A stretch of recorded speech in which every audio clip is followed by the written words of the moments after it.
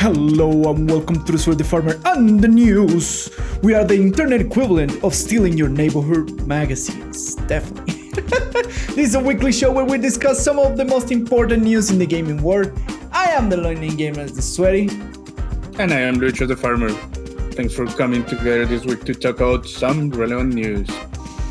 Some of the relevant news this week involve a lot of games that we like. And in the docket we have Shadowlands release date and the new anime short, which is amazing. Every trailer announcement from Gamescom 2020 and medium news. Yeah. And at the end, Monster Hunter World Iceborne players will face Fatalis in the final Monster Hunter World update, my friends. So, first of all, I'm trying not to look horrible in camera. There you go. First of all, the big news. The news that broke the internet this oh week. my god, finally we have a date. We have a date. Mark your calendars. People, take out your pen. October 27. Tattoo it in your friend's forehead, because not in yours. You cannot see it. Put it everywhere. 27 is the day.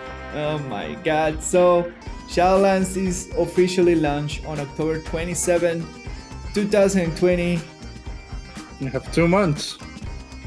You have 2 months to get ready and like a couple weeks before pre-patch. That's what we kind of like. Because they already said that it's going to be a bigger pre-patch because of all the changes. No, they haven't said that. Well, that's the suspicion, right? That it's going to be That's like, different. There's going to be a longer pre-patch because there is a bunch of changes that That's come what with some people suspect, that Yeah. they haven't said anything. because we have like the level of squish on the pre-patch, disabling all the old things, and the big event of the Scorch invading. We have all the classes changes coming with the pre-patch too. So I will assume that it's not coming as soon as people think, yeah, just because, I mean, they will give us at least 2 weeks of heads up for the pre-patch. all right, fair enough. At least 2 weeks, yeah, at least 2 weeks from the announcement. So what you would say, like September? No, like 14th, saying, that? like pre-patch is coming in 2 weeks. That sounds like a reasonable amount of time of heads up for people who are still grinding the things that are gonna be going in pre-patch. All right, so you'll say like September 14. You'll say like around that. We'll count the pre-patch. No, what I'm saying is that if it were to come around that time, yeah, they will have announced by now when the pre-patch is dropping. So you say like when they announce when the pre-patch is coming, people should have like at least 2 weeks to. That's what I'm saying. Jeez. Okay. Because there are a lot of things going away on pre-patch. Yes. All the feats and extra stuff and like the achievements. All the feats, the Brontosaur is also going away. Yeah, the Longboy. Yeah, that's true. So it sounds fair that they will at least give 2 weeks of heads up. Yeah, to finish all the grinds and all the pursuit of the shipments and stuff. Yeah, the next concern of the internet, of course, is if it's too soon, because we are still having like the beta tested and that sort of stuff. It's fine. It's fine. Like, what do people want? Well, people want content, of course. They always want content, right? No, but the people who are saying that it's too soon. Yeah, there is too soon want? because there's some changes on the beta that hasn't been reflected on, or maybe there is not enough time for them to take the feedback from the last weeks of beta into account into the final. Yeah, but what is release. that feedback? It's about balancing. Yes. They're not gonna make big balance changes now. They say that, like they said that the beta was mainly to have all the big systems work. Yeah. That seems to be a case. Like, yeah, they had plenty of testing on Thurgas, like to a point that the testing for the like big expansion systems happened a long time, like at least a month ago. The thing that the last thing that they released on the beta was the raid and dungeon stuff. Yeah, we still don't have we still don't have answers in what's gonna happen with the soulbind system, which was the concern like a week and a half ago. That they haven't finished what they're gonna do with the soulbind. Oh, they did system. say that. Yeah, they did. You're not in the news, but they know, and it's gonna be a library system. Yeah. I know that, but they and it's gonna be time gated. Yeah, I know the time gate of a week. I know, but is it that it? Like that's the final iteration. Yeah. All right. That was the answer to what are we gonna do with the solvents. That's the answer. It's gonna be library and it's gonna be time gated. All right. That's your answer. What else do you want to know? I don't know. Wasn't there like a big concern about that this soulbind system was not gonna be like balanced and that sort of stuff? The other feedback people are always gonna say that things are not balancing well. Yeah. The other feedback was like people wanted to switch covenant abilities. So that's not happening. So you're not forced to. No, that's not happening. To pick a covenant because it's the best DPS ability or whatever.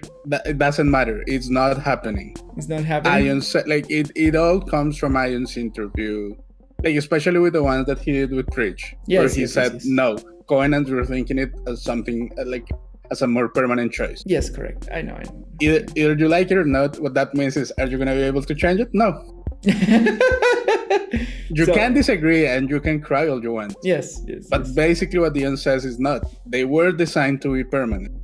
So to be as permanent choices as able. Yeah. And that was the tone of Ian's interview. It was pretty saying, oh, but we want to choose because means maxing and staff and topping players.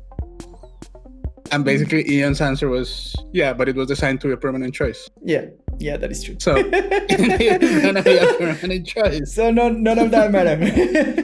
All right. It's not that it doesn't matter. It's just that basically Ian was telling the community to its face, it was not designed to be something that you change on the fly. Yeah, correct. Yeah. It was designed as a permanent feature that Fair enough. Choose one per tune. So. Fair enough. That's what I didn't see. Sure, people are gonna complain. Oh, we want to change Covenant. That doesn't mean that one, it was designed for that because it was not. Yeah.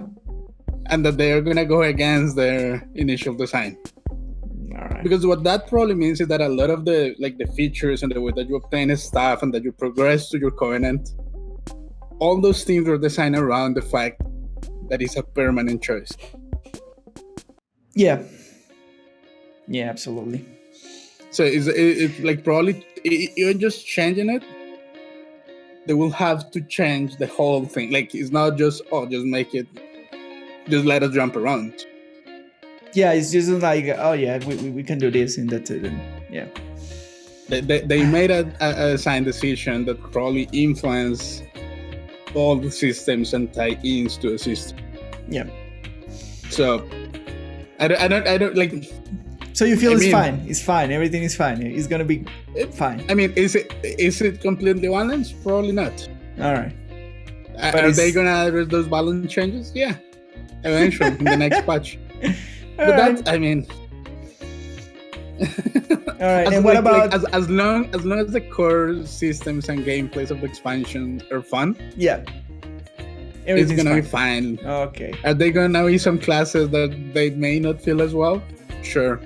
But even that, I heard some people saying that the Shadow Priest changes feel way better now. Yeah. They made some huge changes for monks also. Yeah, I heard that. That people said they are pretty good changes. So there you go. Those things like balancing and tweaking numbers is something that can slowly happen. Fair enough. It is not as critical as you may think. And we know that even if your class is super underpowered, it's still able to clear and complete most of the content. Correct. Yeah. Yeah, that is correct. And what about you may not be able to pug it, but if you have a group of people, you can complete the content. Yeah. What about the times on the mythic and raid races and that sort of stuff. That they have 1 week less than is usual, and they're opening the raid super early. They're opening the raid 2 weeks after release, which is quite early. Yeah, it's gonna be fine. Yeah, the people who are gonna compete in the race are still like. It's gonna be super interesting because it's gonna be like longer. I imagine it's gonna be like a longer race than usual because of the time. Because of they don't have that much time to gear up, right? For the initial. There is so much race. that they don't gear up either. They buy the gear, you know this. Yeah, the BOE, yes. The only thing is that they probably will need to farm coin and progression and all that stuff, but it seems that all that progression is also time gated somehow. So. Yes. So you won't be able, even if they're underpowered, everyone is gonna win. But yes. So my question is it gonna take them longer to actually get there, like than usual? I don't think so. Because usually the races takes like 2 weeks, right? It's gonna take something around the same time. So around the same 2 to 3 weeks. Yep. Also, if you think about it, like the 2 weeks that it took last time, at least for Nyalota. Yes. Most of the time was spent on Carpus and. Yeah, and the final 2 bosses, and Nasod. And Nasod, yeah, that is true.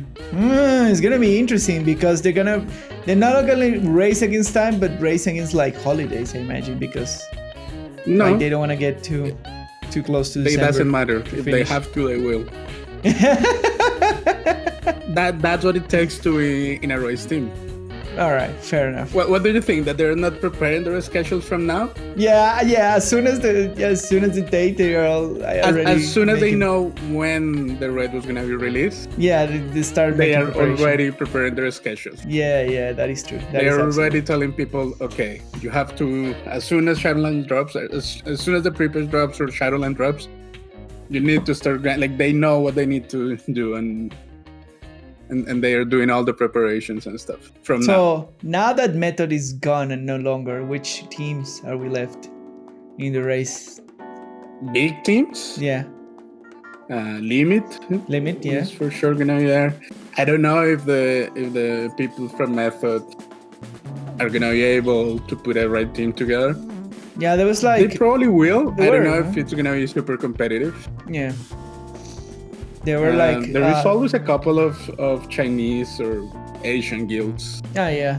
That are kind of there in the race. Yeah. And I mean, you know that anyone can compete. I know. Are we gonna compete as our guild? No, clearly not. No, but I'm excited to start progression on the new patch, right? I know, right? We want it right, yeah. In our bones. Like, for as much as people complain about Nyalota, I really like this right here. It was nice. I like the encounters a lot. Actually. Yeah, I do like the raids that I've experienced in terms of progression so far. I really like the fights that no one likes. Fair enough. I like Vexiana fight a lot. The question for our group now, like right now, the big question for our group is: Are we gonna be able to full clear heroic before the launch? Yeah. Yes.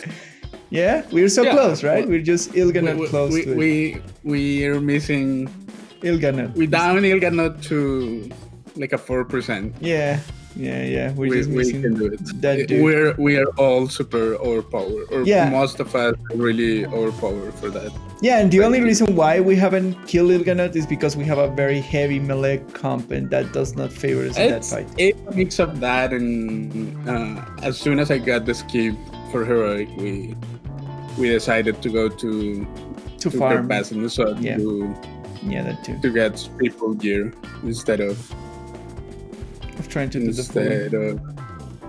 instead of doing progression on the also, and we did that for like 2 or 3 weeks. Yeah, but I'm pretty happy with the progression that we did in the raid. I'm really happy. By the style of our guild, I think we did fine. I'm super happy. Yeah. Now I'm really hype on like starting from a new expansion and see the whole thing.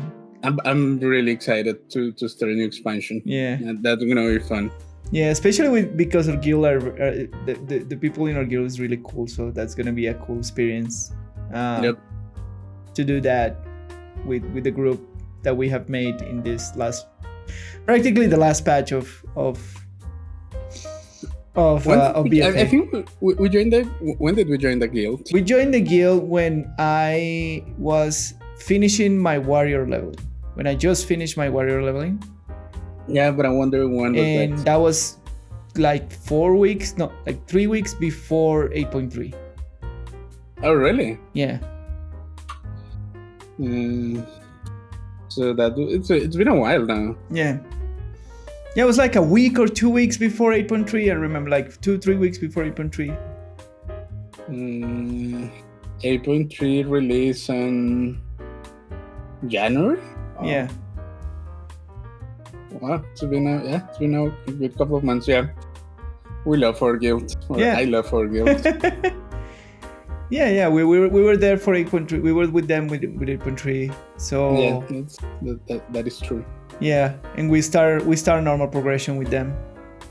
I think we started raiding halfway because we joined the guild, and then we start raiding with them like around June, like mid-year. June. I was raiding all the time with them.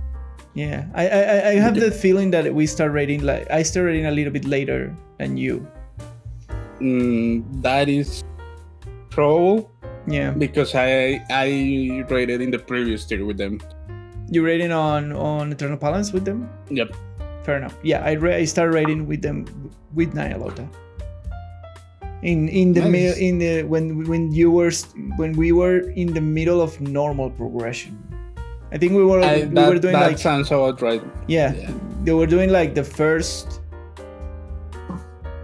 They were just finished progressing the first floor. They were starting to progress in the normal for the second floor. Yeah, the 3 wings of the second floor to play raid. Yeah. I think that sounds about right. Yeah. I joined a little bit later because I was worried about my gear and blah blah blah. And Lucho was like, "Don't worry about it. What are you doing? Just come and raid. There's nothing to it." People is cool. How was your experience raiding? Really good. I really love raiding with these guys. It's really cool, really chill. It is, in my opinion, the right mix of chill and serious raiding. Yes, absolutely agree to that. Like we have a great. I don't know. It's my opinion. Maybe I love the man, but we have a great leader. I think Sil is a great leader. Yeah. He's relaxed, he explains, and he's stern when he of course by now he's expecting a lot more from us because we are kind of the raiding core, so he's a little bit more that's fine. Stern with us, which is fine with us, but I just find it funny that he's just like he expects a lot more from us in the fights than the rest of the group. I mean that's more than fair. These are fights that we have done before, so we shouldn't be making dumb mistakes and that sort of mechanic mistakes. Yeah. But mistakes on mechanics, not mechanical mistake of. But it's been like fine even when we got like stuck on some bosses and that sort of stuff. It's been nice. It's been cool. It is very, very cool. Yeah, I love raiding. It's so much fun. Yeah, I'm really looking forward to now progressing from fresh. I'm really looking forward to progress throughout the expansion with them. Because progressing through the patch has been what? Not playing catch up. Yeah, exactly. Not playing catch up all the time. Yeah. So I'm really forward to that. That's why I'm super hyped for the expansion. I cannot wait for it to come out.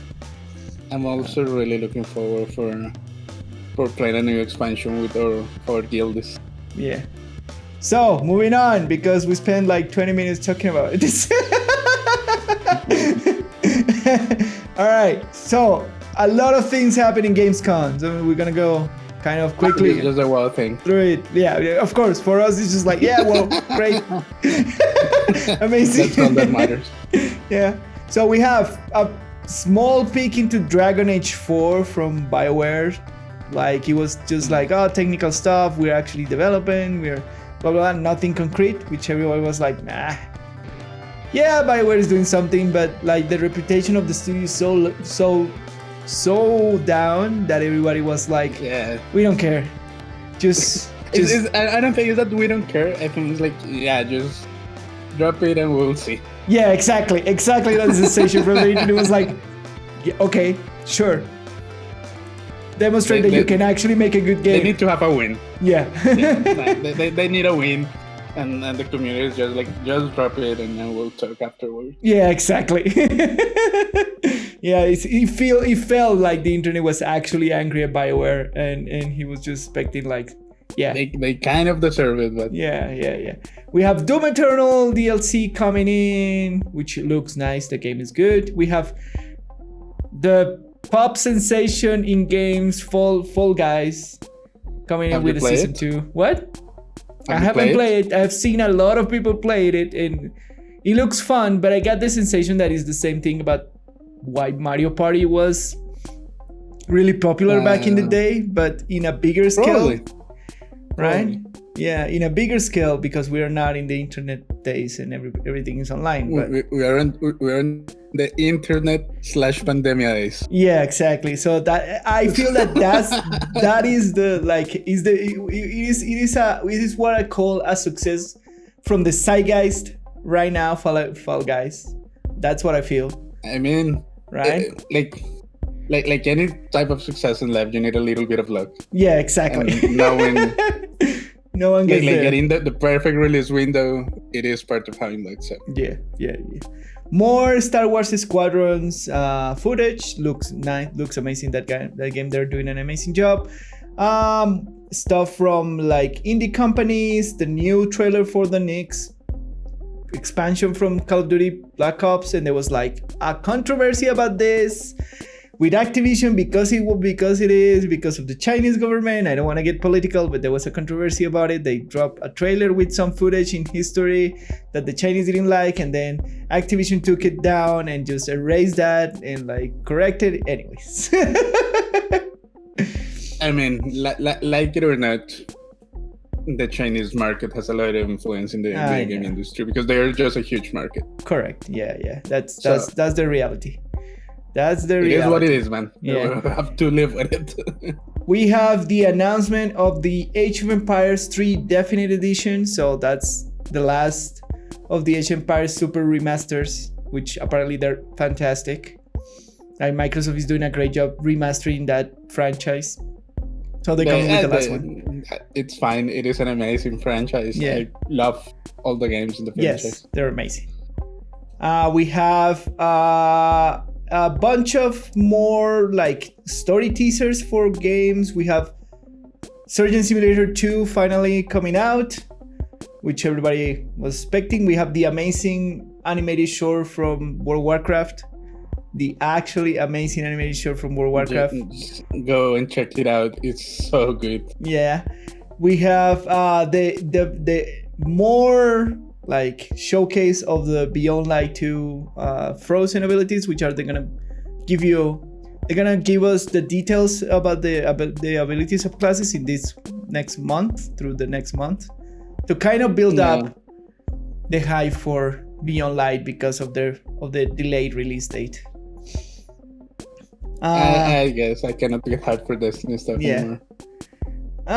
We have teases about the new Warhammer Total War expansion called Stormground. That's pretty cool. Yeah, we have the teaser, the new cinematic for Outriders, which is a mix between Destiny 2 and The Division 2. What else we have? Bunch of cool indie games. We have the remake, another remake of Mafia. Mafia's a good game, actually. Yeah, they're gonna make a definitive edition, a remake, and they drop the trailer here. I like Mafia. Yeah, we have more Star Wars Lego, which all those games are fantastic. They are pretty fun. Yeah, if you want to like kind of a light version of those movies, and they're all like, I played like the Harry Potter saga and the original trilogy Star Wars saga of the Legos, and they're fantastic games. Right, they keep it with the formula. Indiana Jones. You played the Indiana Jones ones? The Indiana Jones, I also played the original trilogy of the Star Wars. Yeah. And I played another one, like one of the Harry Potter ones. Wow, yeah. I played all the Harry Potter ones, and Harry Potter ones were fantastic. All the years. I really like the humor that they have absolutely. in the Star Wars series more than the other ones. Yeah, that's the they're free. Lego games are pretty fun. Yeah. We have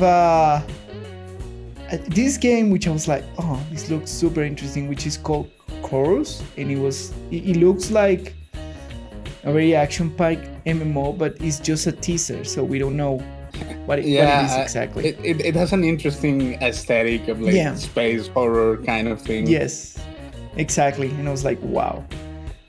We have the Spellbreak launch trailer, which is a game that I was interested in because it is kind of that team PvP genre oriented, like Overwatch and League of Legends, like but hero. With magic. Yeah, the hero PvP combat oriented kind of thing, but with magic and like in a lot of verticality. So like 5v5, spell singling away with like counters and that sort of stuff with magic. It looks super interesting now. They finally announced the date that is coming out, so September 3rd, and it's free to play, so you want to check it out. Now we'll at least check it out, like at least go and play a game, because I was very interested in it when it came out. What else? We have a Scarlet Nexus, which was kind of an anime single player adventure, which looks interesting. It's a kind of a take in a superhero genre kind of thing. Very anime. Yeah, we have the third 5 Playgrounds trailer, which is more of a take on the Dirt. I love the Dirt series because I'm a weird person and I like rallies, and I mean always a fan of the Dirt games, but yeah, I'm just weird, and that's the major things from Gamescom that we can highlight. So a lot of good things coming for what is left of the year and the next year. So yeah, it was a good conference, I'll say overall. A lot of interesting things. Yeah, a lot of good kills. The WoW announcement overshadow everything. Man, that cinematic trailer, that Bastion animation was fantastic. Yeah, that animated short is so good. I love it. I love when they do that to tie you up with the lore and make you more invested in what is gonna actually happen. Yeah. All right, and for the final news, Monster Hunter World Iceborne players will face Fatalis in the final update. So this is the end of Iceborne updates on October 1st. Is the last update that they're gonna drop for Iceborne. So what happened with us in Monster Hunter World? We kind of dropped it because we played a lot of the normal Monster Hunter World for a long time. And yeah, that happens with us sometimes. We kind of like burn out on certain games because we play them a lot. But this is the final cycle. This is the final update. And sometimes we have to come back and see all the content from this game. Yeah. So no, we do, because the gameplay of the Monster Hunter game is fantastic. Just so freaking amazing. Yeah, it's fantastic. It's fantastic. Such a good game. Yeah. Man, and Fatalis is a very important monster because he's the one that supposedly changes the ages in Monster Hunter World. He was the one that, by the lore, like transformed the world the last time that it appeared into what is now the world of Monster Hunter. So the fact that they're gonna like close with this, the Monster Hunter World 1, and move on to developing Monster Hunter World 2, What do you think is gonna be the future? What the last update means for the Monster Hunter World games? I mean, I don't know, but maybe they're already working on the next game. Which, if that's the case, it's gonna it's gonna be like on the same generation. Yeah. Which I'm not angry about. And what happens with the Monster Hunter games is that they launch, quote unquote, a lot of games on the same kind of universe, generation of technology. Yeah. All right. Yeah. Yes. And